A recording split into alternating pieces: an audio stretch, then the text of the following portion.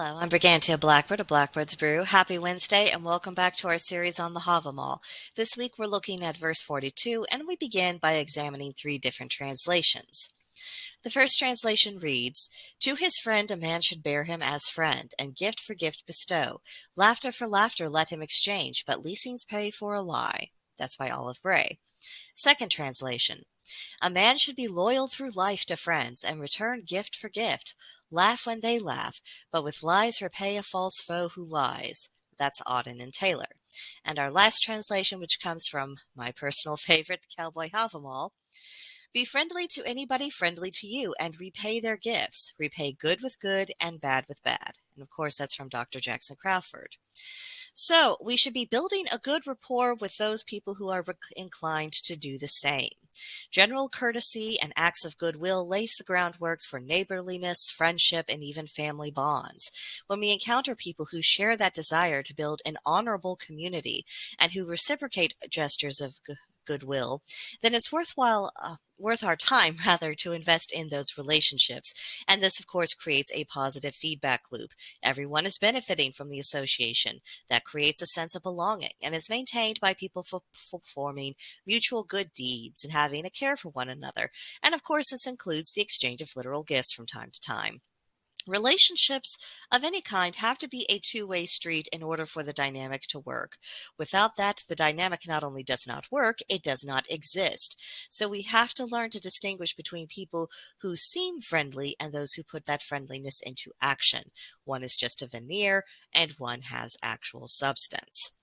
The second part of this that I do think needs to be emphasized is that we should not be treating enemies the same as we do our friends. This point is of vital importance, and it also marks a significant theological difference between pagans and Christians. Pagans are not commanded to pray for their enemies or to tolerate abuse or to reward bad behavior. Quite the opposite. We do not offer indiscriminate forgiveness for those who have done nothing to deserve it, and we do not open our hearts to people who mean us ill. It is not morally superior to give enemies the benefit of the same considerations we give our friends, and certainly it is not admirable to treat enemies better than we would our friends. It doesn't provide proof of a higher form of spirituality to allow foes to victimize you.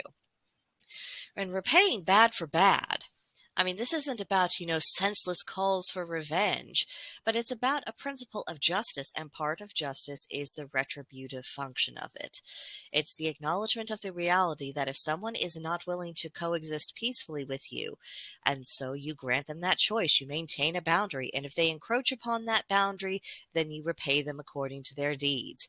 Now, this isn't to say that circumstances couldn't change or that relationships can't be repaired. Of course.